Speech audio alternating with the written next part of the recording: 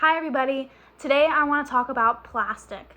So it doesn't take much convincing for you to know that having plastic in your body is not healthy, right? It's going to mess with your hormones. It has definitely been linked to many diseases and chronic illnesses and cancer. Having plastic in your body is not a fun thing, right? So why is everybody using plastic Tupperware, plastic cutting boards, plastic silverware, plastic cups, plastic food packaging for everything? Plastic is everywhere. It is almost unavoidable. And that's why most studies, like, I don't know if you've heard of the study done on men to see how much plastic was in their testicles. There was no control group because nobody passed the test of having zero plastic in their body.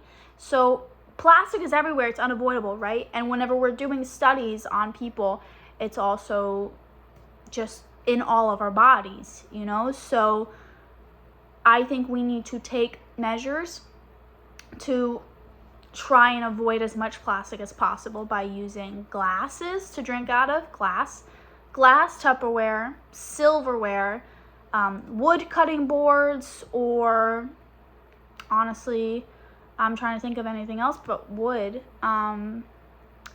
Just try and find a non-plastic cutting board. And also, I want to talk about processed foods. And I was thinking to myself, well, what is some of the most common ingredients in processed foods that make them unhealthy or toxic to our health? The first thing that came to my mind was plastic, because that's what they're packaged in. Most processed food is packaged in plastic. So that's almost the first ingredient that you're ingesting, because plastic, it rubs off. Plastic never stays completely together. All the particles are always just seeping, because that's just the type of material plastic is.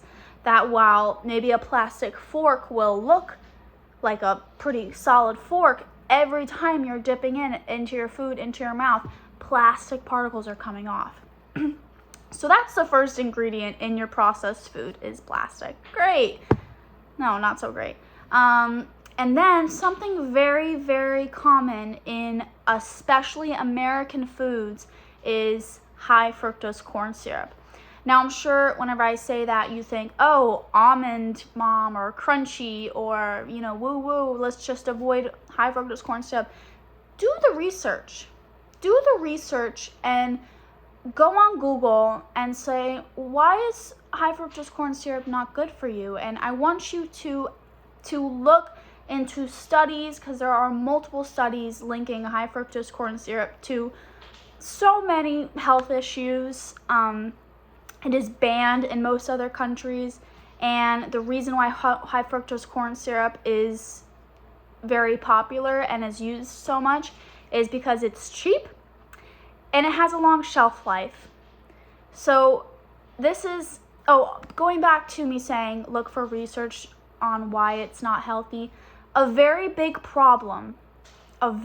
big problem going on right now is that the studies on our food to make sure that it's healthy enough is biased, and it's the funding to make sure our food is healthy for us is it's a little bit hard to explain for me right now, but it's coming from the same companies who are selling it.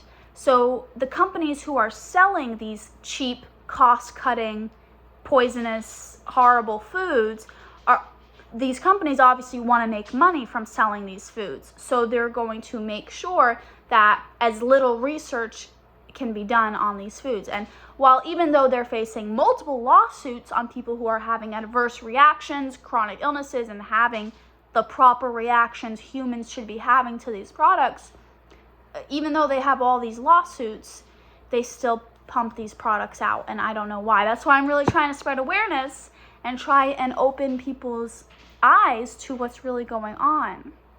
So high fructose corn syrup, why is it banned in other countries?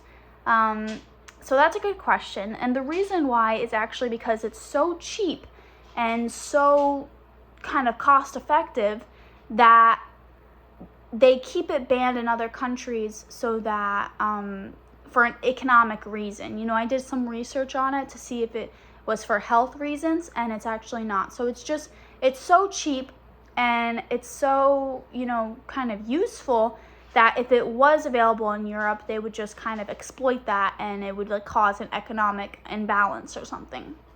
So I thought that was a little strange, but I really want you to go and do your research on high fructose corn syrup, and is it something that you want to be putting in your body? Is it something that you would want to put in your child's body? And is it something you would recommend to others? You know, so these are kind of the first steps we can take. We're going to start avoiding plastic. We're going to start avoiding high fructose corn syrup. Okay, bye you guys. Make sure to like and subscribe if you're interested in the things I'm talking about. You know, I would like to, you know, pull some research up here for you guys so you can see what I'm talking about. But I really want to put this in your hands. I really want to guide you to do your own research, and I want to guide you to see what changes fit your lifestyle the best for you, you know? So everybody, I hope you have a wonderful day. Share this with anybody who you think would be interested. And yeah, peace out, guys.